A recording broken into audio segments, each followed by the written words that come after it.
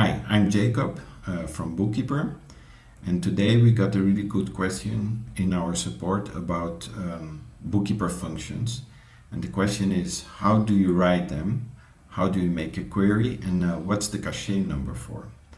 Okay, so Bookkeeper functions and formulas are very important to make your reports, like for example this simple profit and loss statement. You can see that all the numbers, all the data comes from your Bookkeeper book through Bookkeeper functions.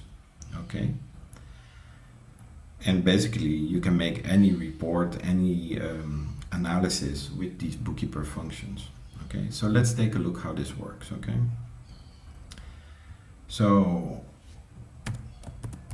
a Bookkeeper function is equal to a normal formula or function that you use in Google Sheets.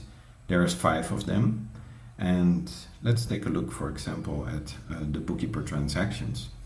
You can see you need the book ID and the cachet and the query, which are exactly his question. Okay, so let's take a look how we do this. First, I'll go and look up the book ID, which you can find in the URL of your books. That's pretty straightforward, right? Let's put it here. The cachet number, I will put a 1 now, and later I will get to that, okay? I'll explain the function of it. And now a query. You can read all about queries, how you make your queries in our help center in the search and query guide, okay? So here you can see the parameters you can use and the data, formula, etc. Let's take a look, for example, at our accounts payable. So accounts payable, there's not a lot of information. Let's take a look at last year, -1. Sorry.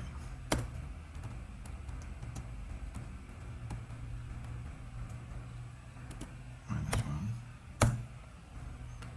So there you see you have some interesting data. Let's use this query in the book, in your report, in your formula. So double quote here, close. I think like this it is okay. Let's take a look. And there are all the transactions, because I use the function Bookkeeper transactions from this book ID, and all the transactions related to the group accounts payable last year, which is in 2019, okay?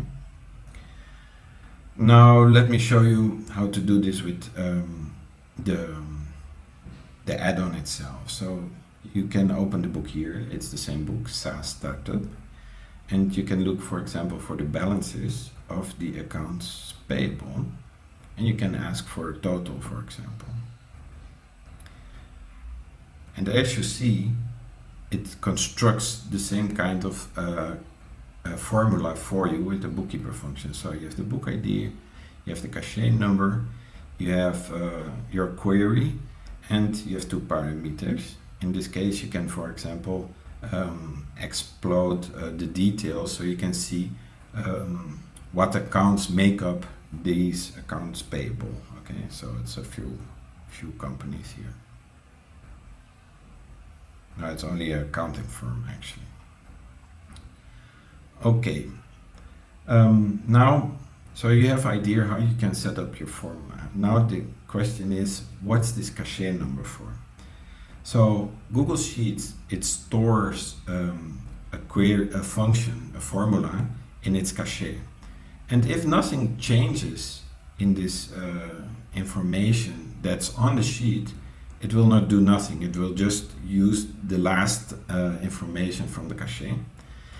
And for us to make sure that it goes to the book and fetches the new data, updated data, we changed the cachet number. So for example, I will show it. When you update your add-on, you will see that it changes to a 2, and then it goes to the book and fetches the data again, and here the same, okay? So it's number 2 now. And that's how you explain the cachet. So when you write a a bookkeeper formula, you can just put any number here, and from there on, each time when there's an update, the function itself will add a number, so it's refreshed again. Okay, I hope that like this bookkeeper functions is a bit more easy for you to understand and how to build them, and where you can find the information about writing queries, and that you can see how you can build your reports and statements very nicely with the bookkeeper functions on your Google Sheets. Thank you for your questions, and always if you have another question, please reach out, and we're happy to explain in a small video like this, or give an answer in support to clarify your doubts. Okay, thank you very much.